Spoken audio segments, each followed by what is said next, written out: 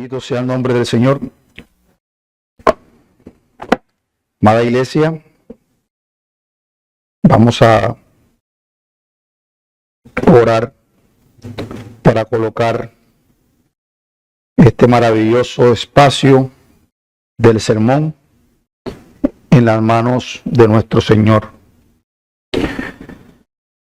Padre Santo y justo, nos acercamos delante de ti, Señor, en este momento, con reverencia, con humildad, reconociendo que estamos ante tu palabra viva, que es espada de doble filo, Señor, que penetra hasta lo más profundo del alma.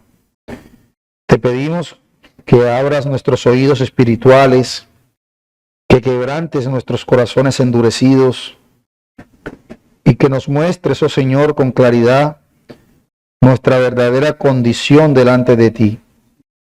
Señor, no permitas que escuchemos este mensaje como si se tratara de otro, sino como una verdad que nos confronta a cada uno de manera personal, Señor. Por favor, concédenos el valor de vernos tal como somos en Cristo y contemplar lo que éramos antes de estar en Cristo, cuando estábamos perdidos, culpables y necesitados de tu gracia. Y que esa verdad, Señor, nos empuje, no al desaliento, sino a los pies de nuestro amante, suficiente Salvador. Guíanos en este tiempo, oh Dios, que tu Santo Espíritu nos conduzca a la convicción y al arrepentimiento, que Cristo sea exaltado y nosotros humillados, Señor. Que al final de esta exposición nadie confíe en su justicia, sino solamente, oh Dios, en la justicia perfecta de tu Hijo. A Él sea toda la gloria y honra por los siglos de los siglos. Amén y amén. Bueno, amados hermanos, vamos a continuar con nuestra serie expositiva de la carta del apóstol Pablo a los romanos. Para ello les pido el enorme favor que vayamos a Romanos capítulo 3, versículos del 9 al 20. Si es posible, hermanos, pueden cerrar la puerta para que no se meta el ruido. Romanos capítulo 3, versículos del 9 al 20. Le pido por favor reverenciemos la palabra de Dios colocándonos sobre nuestros pies. Leo para ustedes. Dice la palabra de Dios: ¿qué pues? ¿Somos nosotros mejores que ellos? En ninguna manera. Pues ya hemos acusado a judíos y a gentiles que todos están bajo pecado. Como está escrito: no hay justo ni aun uno. No hay quien entienda, no hay quien busque a Dios. Todos se desviaron, a una se hicieron inútiles. No hay quien haga lo bueno, no hay ni siquiera uno. Sepulcro abierto es su garganta, con su lengua engañan. Veneno de áspides hay debajo de sus labios. Su boca está llena de maldición y de amargura. Sus pies se apresuran para derramar sangre. Quebranto y desventura hay en sus caminos, y no conocieron camino de paz. No hay temor de Dios delante de sus ojos, pero sabemos que todo lo que la ley dice, lo dice a los que están bajo la ley, para que toda boca se cierre y todo el mundo quede en juicio de Dios, ya que por las obras de la ley ningún ser humano será justificado delante de él, porque por medio de la ley es el conocimiento del pecado. Amén. Pueden tomar asiento, hermanos.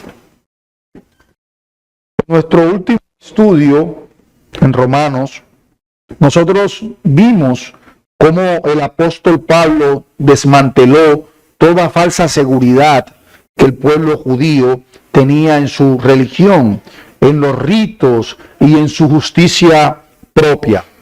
En los versículos anteriores, nosotros vimos cómo el apóstol mostró que tener la ley de Dios al pueblo judío, sí, era un gran privilegio, era un honor, pero no garantizaba la salvación de ninguno de ellos si no se obedecía.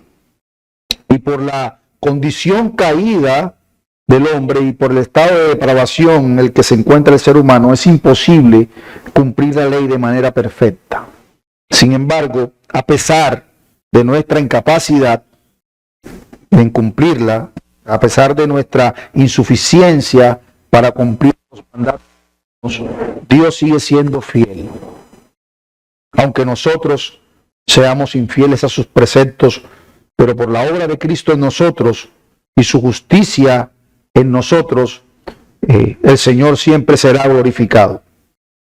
Ahora, en estos versículos que leímos del 9 al 20, el apóstol Pablo va a llegar a la conclusión de todo el argumento que comenzó desde el capítulo 1. Les había hablado que la primera sección de la carta comienza del capítulo 1 hasta el capítulo 3, versículo 20, donde él demuestra de una manera consistente a la humanidad, absolutamente toda la humanidad, tanto judíos como gentiles, por igual, todos están bajo el dominio del pecado. No hay un solo justo, no hay quien busque a Dios, y las obras de la ley no pueden salvar a nadie. Y estos pasajes que hoy vamos a estudiar, hermanos, son uno de los más impactantes y contundentes que enseña la doctrina de la depravación total del hombre. En un mundo en donde la gente cree que el ser humano es bueno por naturaleza, el apóstol Pablo nos dice que nadie es justo delante de Dios por sus propios méritos. Nuestro sermón en la mañana de hoy, hermano, lo he titulado La universalidad del pecado y la inhabilidad del hombre. Y lo vamos a exponer bajo 3 puntos. El primero de ellos es lo que el apóstol Pablo nos dice en el versículo 9. Nos dice que toda la humanidad está bajo pecado. Noten que pues, ¿somos nosotros mejores que ellos? En ninguna manera. Pues ya hemos acusado a judíos y a gentiles que todos están bajo pecado. Luego de los versículos 10 al 18, vamos a ver nuestro segundo punto, y es que Pablo va a empezar a describir y a detallar ese retrato espiritual del hombre sin Cristo, el retrato espiritual del hombre caído. Por eso Pablo va a empezar a decir todo lo que el hombre caído dice y hace. Y por último, en los versículos 19 al 20, Pablo va a concluir explicando y enseñando la imposibilidad de justificarse por la ley. Ningún hombre jamás podrá justificarse por la ley. Esos serán nuestros 3 puntos. Vamos a desarrollar el primero, versículo 9. ¿Qué pues? Pregunta Pablo. ¿Somos nosotros mejores que ellos? En ninguna manera, pues ya hemos acusado a judíos y a gentiles que todos están bajo pecado. Recuerden que Pablo empieza en el capítulo 1 exponiendo minuciosamente la condición pecaminosa tanto de gentiles como de los judíos. Pero ahora en este punto de la carta, él formula una pregunta. ¿Sirve de puente? ¿De puente para qué? Para lograr la conclusión que él quiere desarrollar en los siguientes versículos. ¿Somos mejores nosotros que ellos? Es nosotros, por supuesto, Pablo se refiere a los judíos. Oigan, hermanos judíos, ¿somos acaso nosotros por ser judíos mejores que ellos?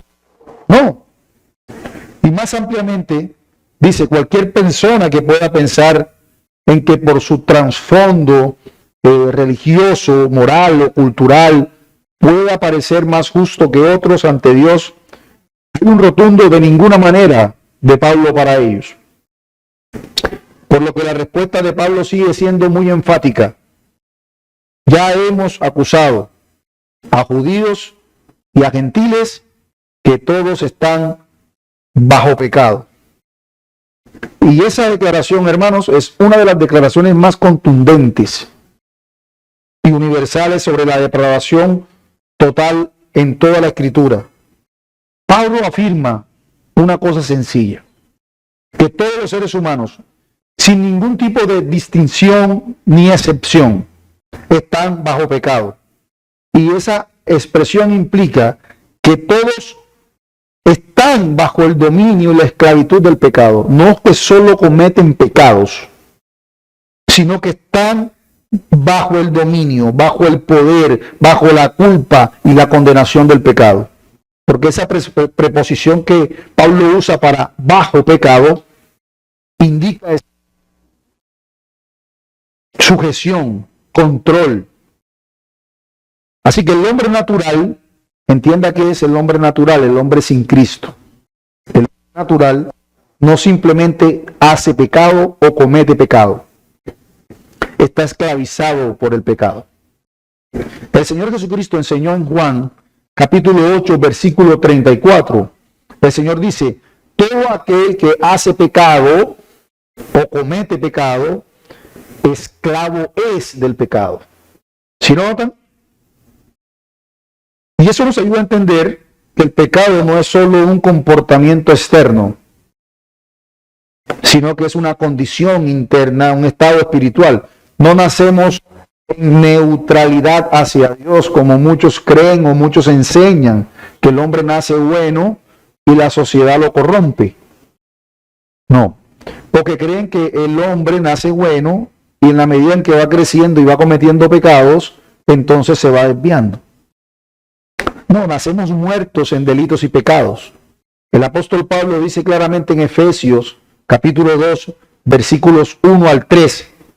Y él dice, y él os dio vida a vosotros cuando estabais muertos en vuestros delitos y pecados, en los cuales anduvisteis en otro tiempo, siguiendo la corriente de este mundo, conforme al príncipe de la potestad del aire, entre los cuales también todos nosotros, dice Pablo, porque él se incluye, vivimos en otro tiempo en los deseos de nuestra carne, y éramos por naturaleza hijos de ira, lo mismo que los demás. Pero Pablo también en esta carta, más adelante, afirma esta verdad. Dice Pablo en el Romanos capítulo 5, versículo 12, por tanto, como el pecado entró en el mundo por un hombre, y por el pecado la muerte, así la muerte pasó a todos los hombres por cuanto todos pecaron. ¿Quién fue ese hombre? Adán. Adán nos representó como cabeza federal, recuerden, y por él todos nacemos en una condición de muerte espiritual. No nacemos inocentes, sino caídos en Adán, bajo la condenación. Por lo tanto, hermanos, todos los seres humanos, desde Adán hasta nuestros días, y los que nacerán, han heredado una naturaleza corrupta que nos inclina activamente hacia el pecado, nos inclina de manera activa hacia el mal.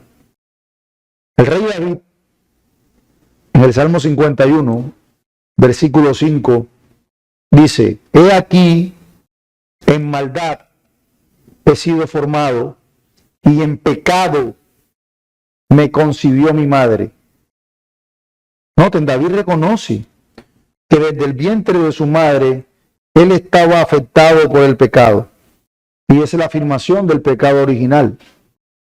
No es como muchos creen y enseñan, que es que David nació bajo pecado porque su padre le fue infiel o su mamá le fue infiel a su papá. No. Está afirmando que su naturaleza estaba afectada por ese pecado original. Y es versículos, hermanos, que derriba toda posibilidad de superioridad espiritual, de superioridad étnica o de superioridad moral, porque ni los judíos con la ley y sus privilegios, ni los gentiles con sus razonamientos y con su conciencia natural pueden sentarse inocentes de Dios. Los gentiles, dice Pablo en el capítulo 1, son culpables de idolatría, moralidad, de su rechazo a la revelación natural de Dios. En el capítulo 2 que los judíos son culpables, ¿por qué? Por su hipocresía religiosa, por su desobediencia a la ley y por su confianza en sus rituales vacíos. Así que al llegar a este versículo 9, el apóstol Pablo puede decir con toda autoridad: ya hemos acusado a judíos y a gentiles que el veredicto universal, todos están bajo pecado. No hay un grupo étnico, ni nación, ni sistema religioso que pueda eximirse de esta acusación, hermanos. Importantes implicaciones para nosotros. Primero, porque nos enseña que la justificación por obras es imposible. Nadie puede decir que ha vivido conforme al estándar perfecto de Dios. Nadie puede jactarse de ello. Todos están calificados. Por eso Pablo dice: no hay justo ni aun uno, como lo veremos más adelante. Y en segundo, correcta, porque eso nos dice que debemos predicar el evangelio, porque si todos necesitan el evangelio, no hay persona, por más moral, educada o religiosa que sea, hermanos, que esté fuera de la necesidad del evangelio. Noten que Pablo dice más adelante en los versículos 22 y 23, que estudiaremos en nuestro próximo sermón, si Dios lo quiere, que no hay diferencia por cuanto todos pecaron y todos están destituidos de la gloria de Dios. Así que esa doctrina y este versículo y esta enseñanza nos protege de tres errores muy comunes en nuestra vida cristiana. Primero, pues del orgullo espiritual. Recuerden, creer que somos mejores que otros, porque quizás tenemos más conocimiento bíblico que alguno, o tenemos una conducta un poco más limpia que el otro. Hermanos, pensar eso es orgullo espiritual y es negar el evangelio. Todos éramos enemigos de Dios. Y si hoy estamos en Cristo, es únicamente por su gracia. Por su gracia, es porque es por su gracia. Por eso el apóstol Pablo, cuando le escribe a los Corintios, en el capítulo 4, versículo 7, él pregunta: ¿qué tienes que no hayas recibido? Y si lo recibiste, entonces ¿por qué te vanaglorias? Te enorgulleces, como si lo hubieses logrado. No, lo recibiste. El segundo error es que solemos depositar mucha nuestra confianza en la religión. No importa, hermanos, y lo hemos mencionado muchas veces, no importa cuán involucrados estemos en nuestra iglesia local, y con esto no digo que no lo hagamos, al contrario, siempre exhortamos a que estemos comprometidos con nuestra iglesia local, pero que no pensemos que ese compromiso religioso activo dentro de la iglesia local de alguna manera puede llegar a hacernos un poco más aceptos delante de Dios. No. Si no hemos nacido de nuevo y si no hemos confiado en el Señor Jesucristo, podemos ser los activistas religiosos más grandes, pero seguimos muertos en nuestros delitos y pecados.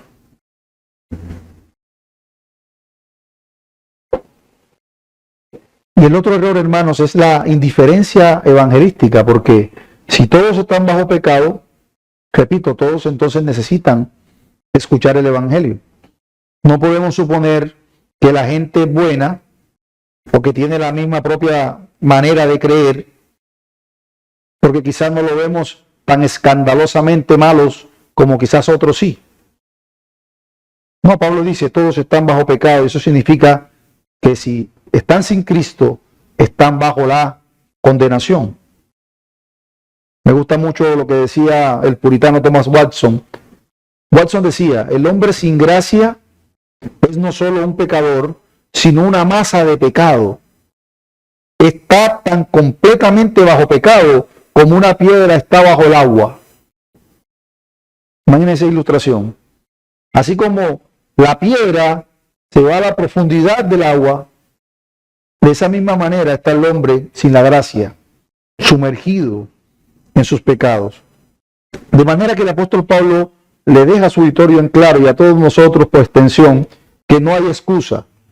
Hermanos, él no está hablando de algunos pecadores, sino de todos.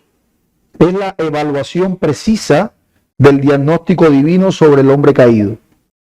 Judíos, gentiles, en nuestro tiempo moralistas, religiosos, ateos, todos están bajo pecado. Y esta realidad prepara el camino glorioso al que Pablo comenzará a desarrollar a partir del versículo 21, que es la justificación gratuita por la fe en Jesucristo.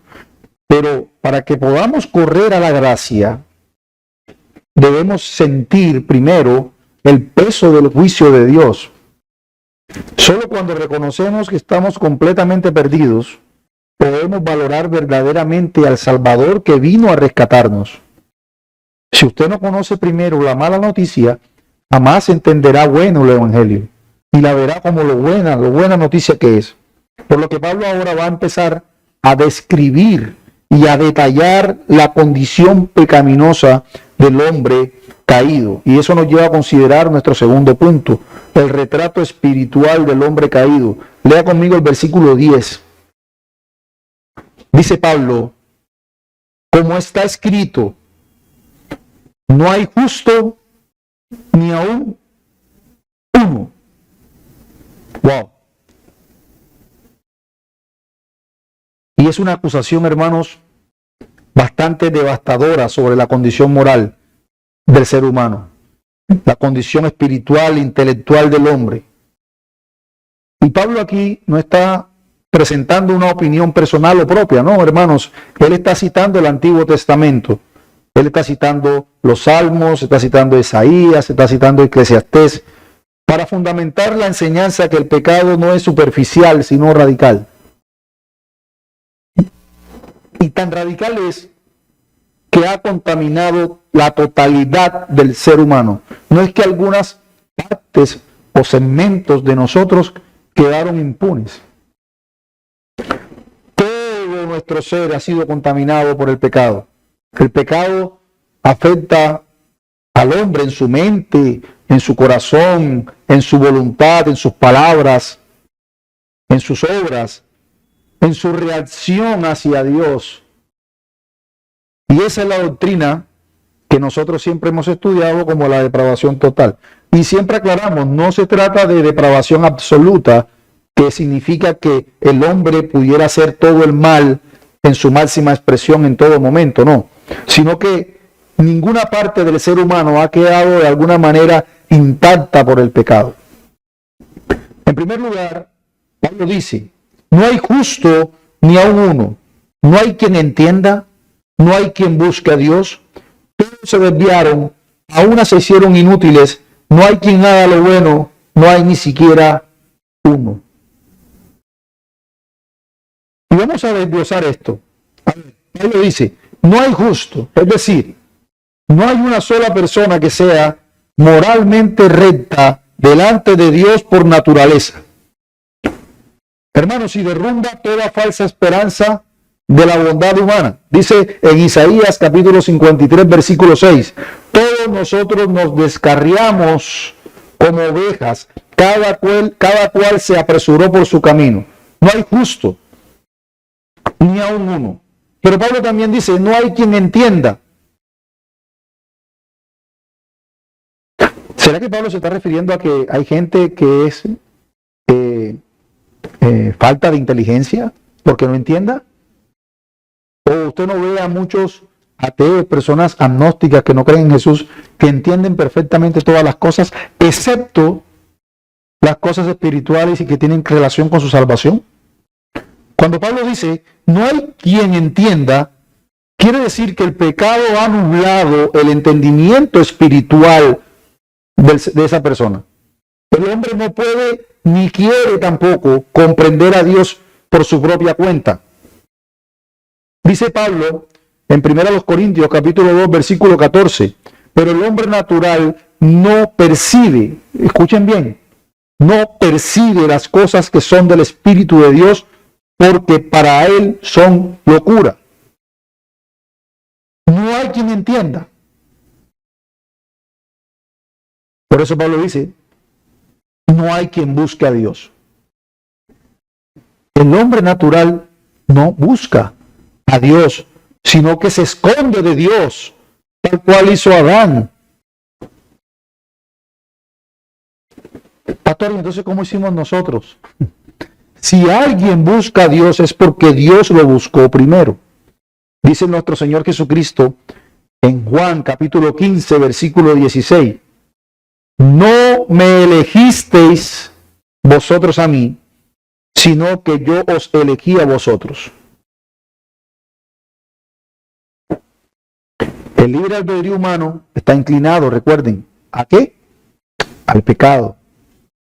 El hombre no es un ser que pueda elegir, el hombre natural, no es un ser que pueda elegir entre el bien y el mal sin una inclinación.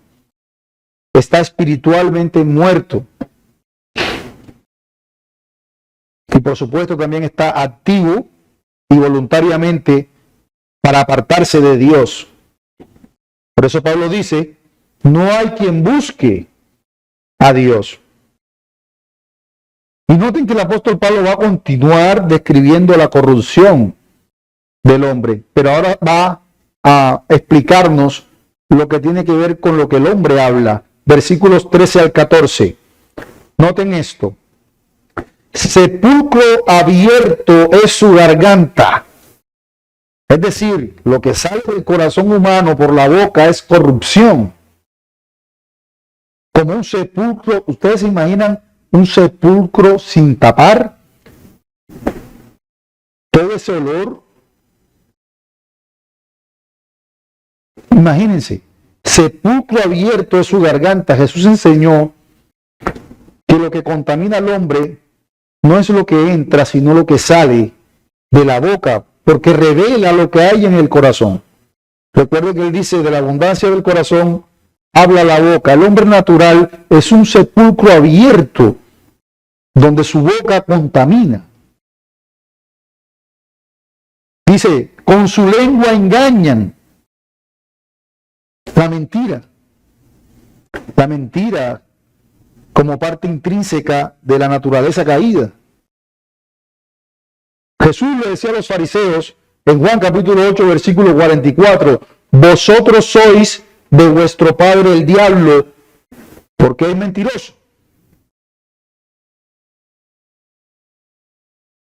Continúa diciendo Pablo, veneno de áspides. Veneno de áspides.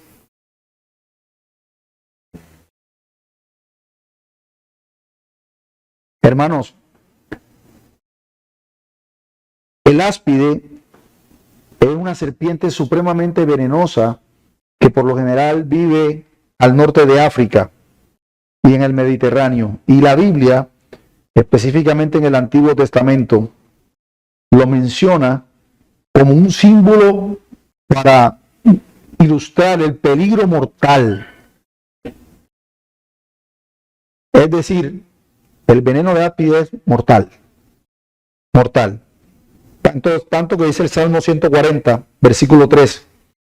Afilan su lengua como la serpiente, veneno de áspid hay va debajo de sus labios. Yo creo que el apóstol Pablo no puede ser más gráfico para mostrarnos lo venenoso, mortal y destructivo que son las palabras del hombre sin Cristo. Veneno de áspide. ¿Y qué dicen? ¿Qué hablan? Dice, llena de maldición y amargura. La lengua del hombre. La lengua pecaminosa, no solo aquí con mentiras, sino con odio, con insultos, con desprecios. Hermanos, si lo vemos en nuestros días, ¿acaso no vemos en la realidad todos los días en redes sociales, en conversaciones familiares, en la política, lamentablemente hasta dentro de las iglesias? Ya no nos detenemos a examinar nuestro lenguaje. Dice Proverbios capítulo 13, versículo 3. El que guarda su boca, guarda su alma, mas el que mucho abre sus labios, tendrá calamidad. Entonces Pablo empieza a describir, pero también describe, hermano, la violencia del hombre. Noten versículo 15. Sus pies se apresuran para derramar sangre, quebranto y desventura hay en sus caminos, y no conocieron camino de paz. Fíjense que Pablo dice, se apresuran, es decir, que el pecado no solo lo cometen con lentitud, sino que hay un deseo de pecar. Se apresuran, hay una prontitud para la violencia, para la venganza, para la codicia. Proverbios capítulo 2, versículo 14, que se alegran haciendo el mal, se huelgan en las perversidades del vicio. Ellos se apresuran, ellos lo buscan, lo desean con prontitud. Son diligentes haciéndolo. Quebranto y desventura. Hermanos, el pecado no produce paz. No. Tampoco produce fruto duradero, porque sus consecuencias son ruina, dolor, miseria. No conocieron camino de paz, dice Pablo. Porque el hombre pecador no conoce al Dios de paz, no conoce al verdadero Shalom, que es paz con Dios, ni tampoco paz consigo mismo. Y por supuesto, menos va a tener paz con los demás. Dice el profeta Isaías, en capítulo 57, versículo 21, no hay paz, dijo mi Dios, para los impíos. No hay paz. Por más fama, dinero, potestades, lo que tengan, pero sin Cristo jamás tendrán paz.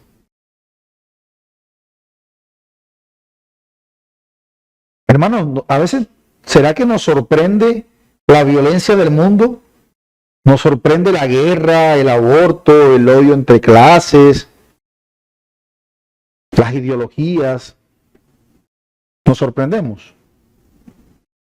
Hermanos, porque no deberíamos sorprendernos cuando vemos la Escritura, lo contundente que es acerca del hombre sin Cristo. Porque la Biblia nos revela lo que tiene el corazón humano sin Cristo.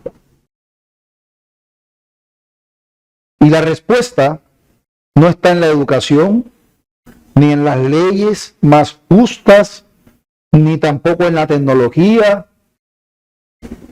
sino en Cristo. ¿Cuál es el problema central? Dice Pablo, versículo 18. Léalo. No hay temor de Dios delante de sus ojos. Ese es el fundamento de todo el mal. No hay temor de Dios delante de sus ojos. Cuando el hombre no reconoce la santidad, la majestad, la justicia de Dios, hermanos, se convierten en su propio Dios. Y sin el temor de Dios, el hombre actúa desenfrenado, sin conciencia, sin referencia moral real, hermanos. La raíz del humanismo secular de nuestros días, de la deconstrucción moral de nuestros días, es precisamente esta. No hay temor de Dios delante de sus ojos. No le temen a Dios. Recuerden que el principio de la sabiduría es el temor al Señor. Por lo tanto, todo aquel que no teme a Dios es necio. Decía Jonathan Edwards, leo, abro comillas, la razón por la que no cae al infierno en este momento es porque el Dios que desprecias te sostiene en su mano. Hablando de los incrédulos. ¿Qué dice? La razón por la que todavía estás allí, de pie, y no en el infierno, es porque el Dios que tanto desprecias te sostiene hoy en su mano. Y pensemos nosotros, hermanos, ¿realmente nosotros tememos a Dios? o hemos reemplazado el temor a Dios más por la opinión de los hombres? Que cuánto afecta en nosotros o cuán determinante en nosotros es el temor a Dios para que podamos de alguna manera reflexionar antes de hablar, de decidir, de vivir, de adorar.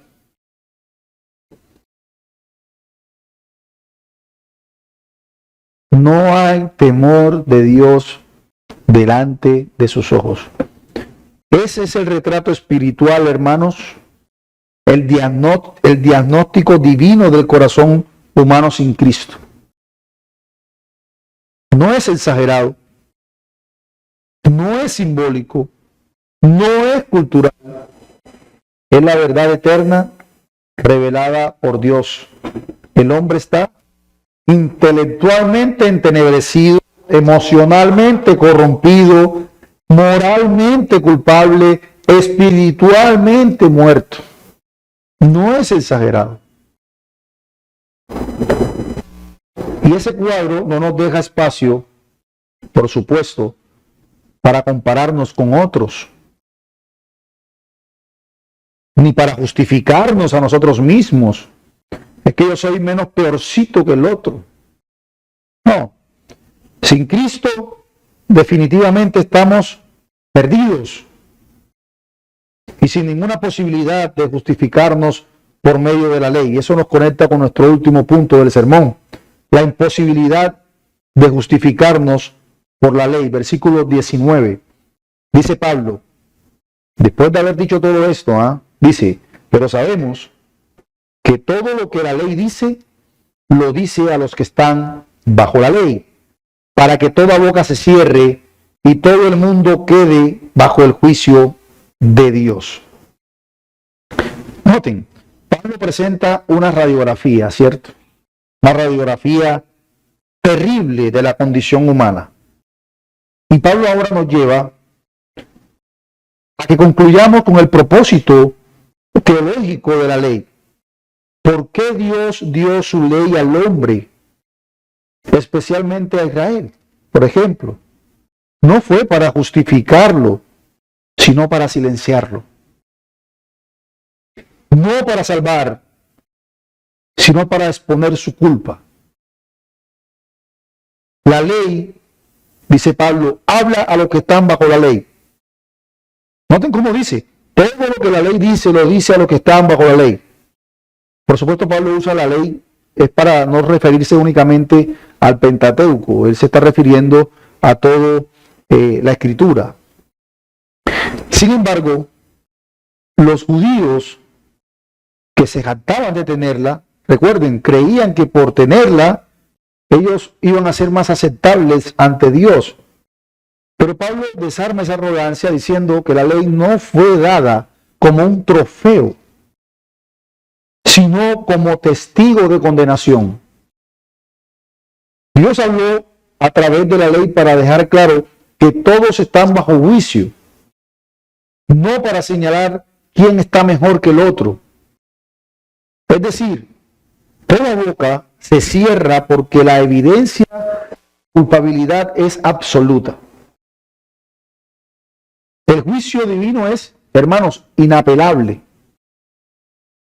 Inapelable. No hay argumento ni defensa posible ante la santidad de Dios. No podemos, no tenemos. Para que toda boca se cierre. Y esa, hermanos, es una expresión legal que Pablo usa allí. Porque en un juicio, cuando el juez dicta sentencia y presenta las pruebas, el acusado ya no tiene más nada que decir.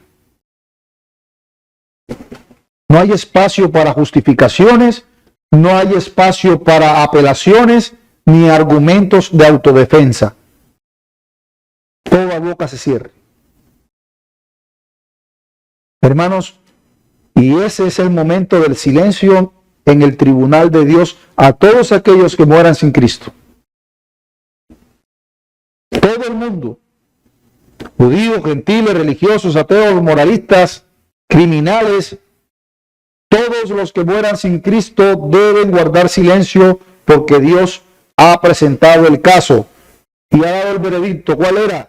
Todos son culpables.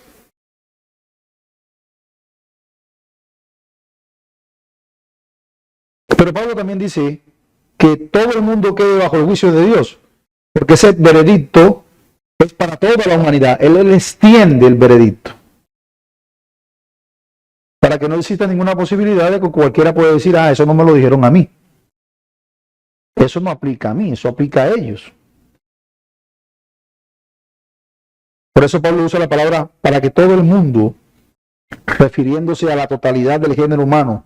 No hay tribunal más alto al cual apelar. Recuerde que en las instancias humanas te apela a un tribunal y luego el tribunal puede apelar a otro, etc. Pero no hay un tribunal más alto al cual apelar. No hay otra ley que alegar. No hay tribunal internacional, ni justicia alternativa, nada de eso que escape, hermanos, del juicio de Dios. Por cuanto todos pecaron y están destituidos de la gloria de Dios. Es un juicio universal. Personal. ¿Personal por qué? Porque Pablo dice que toda boca se cierra. Es personal. Pero es justo también porque es basado en la ley. Y moralmente irrefutable. Ahora bien, la ley, hermanos, no justifica el pecado. Revela el pecado. Noten el versículo 20. Porque por las obras de la ley, ningún ser humano será justificado delante de él. Porque por medio de la ley es el conocimiento del pecado. Ningún ser humano será justificado por las obras de la ley. Hermanos, justificarse es declararse justo delante de Dios. Y Pablo afirma que ningún intento humano de obediencia puede lograr eso. La ley no fue dada para escalar el cielo, hermanos.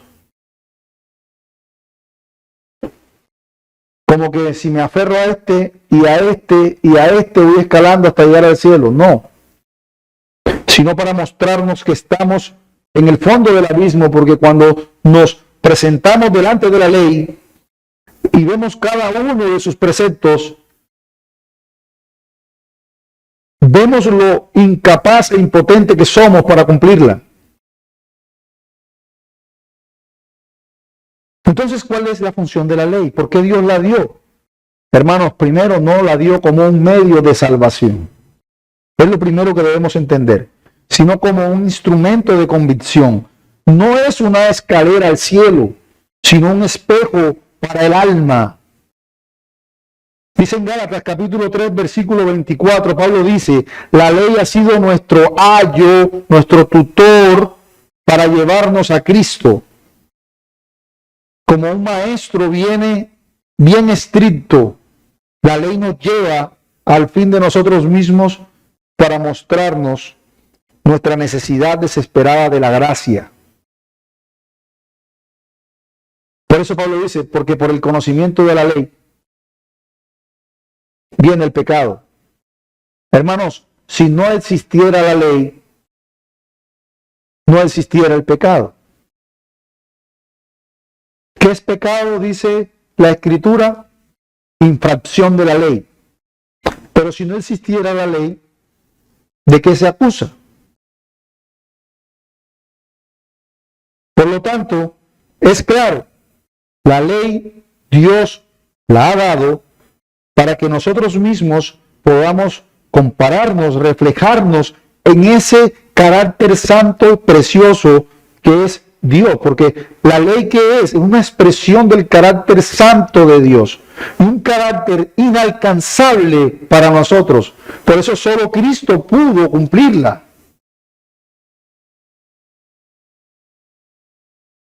Nos muestra esa necesidad desesperada por la gracia.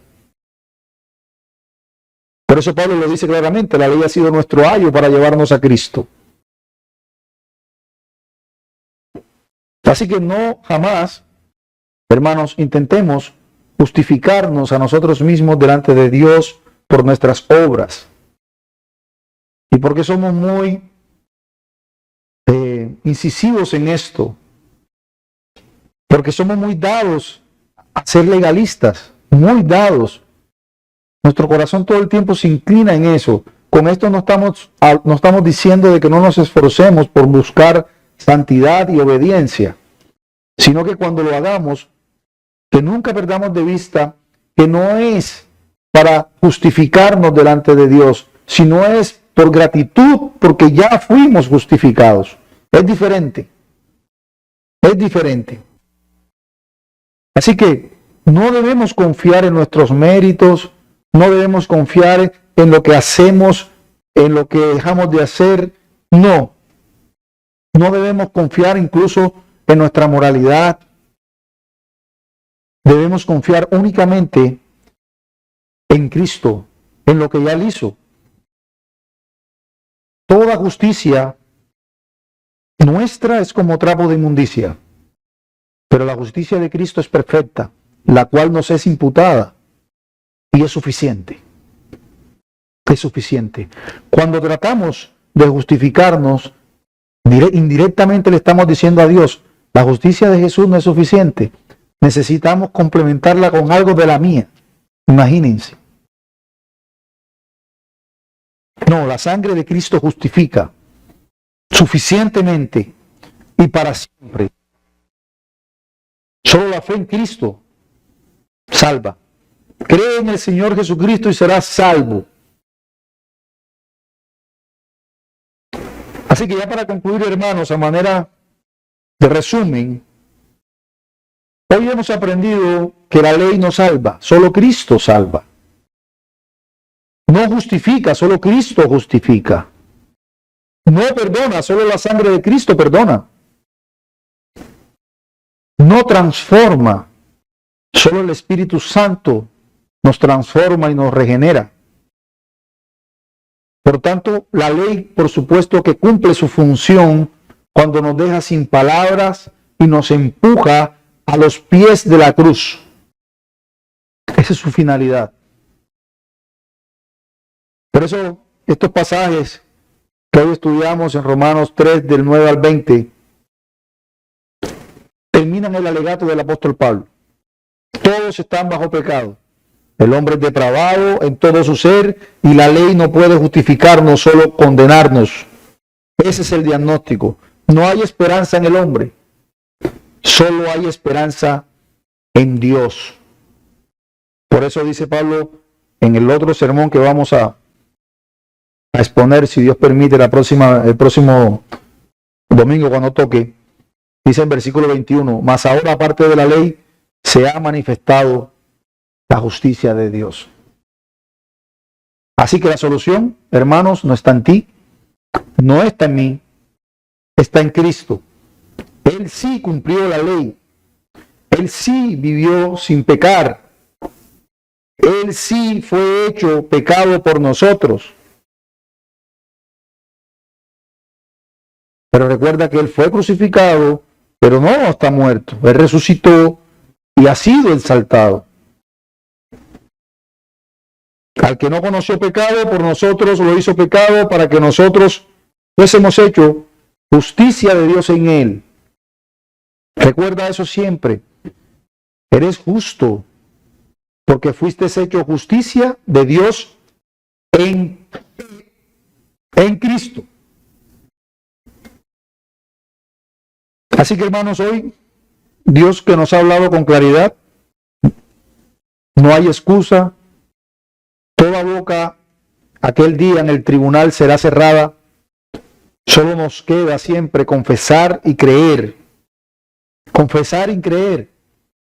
Pablo dice en esta misma carta, en el capítulo 10, versículo 9, que si confesamos con nuestra boca que Jesús es el Señor y creemos en nuestro corazón que Dios lo levantó de los muertos, seremos salvos. No vayas a correr tras tus obras, corre a Cristo. Deja de confiar en ti, confía en Cristo. Deja de poner tus esperanzas en tu justicia. Abraza la justicia perfecta de Cristo. Hoy es el día. Dice Isaías 1:18, venid luego, dice Jehová, y estemos a cuentas. Que el Señor bendiga su palabra, hermano, y nos ayude. Vamos a orar. Señor nuestro Dios, oh Señor, hemos escuchado tu palabra santa, clara y penetrante en esta mañana, Señor. Hemos visto cómo en un espejo hemos visto nuestras ruinas sin Cristo. Que no hay justo, Señor, ni uno. Que todos estamos bajo pecado. Que nuestras bocas deben callar ante tu santidad.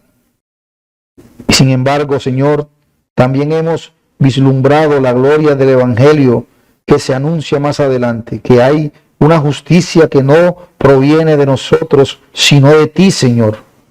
Y que se recibe por la fe en nuestro Señor Jesucristo. Gracias, Señor, porque donde abundó el pecado, sobreabundó tu gracia. Gracias porque no nos dejaste bajo la condenación, sino que en tu misericordia, Señor, nos ofreciste a tu Hijo, el justo por los injustos, Señor. Te suplicamos que esta verdad transforme nuestras vidas, Señor. Que ya no confiemos en nuestras obras, sino en la obra perfecta de Cristo. Que vivamos humillados por el Evangelio, agradecidos por la cruz y transformados, Señor, por el poder de tu gracia. Oh Señor, despídenos ahora en paz, con corazones rendidos, con mente renovada y con una fe firme. Y se entregó por nosotros, oh Señor. Por favor, Señor, a ti sea toda la gloria, por los siglos, nombre glorioso, Señor Jesucristo. Amén y amén.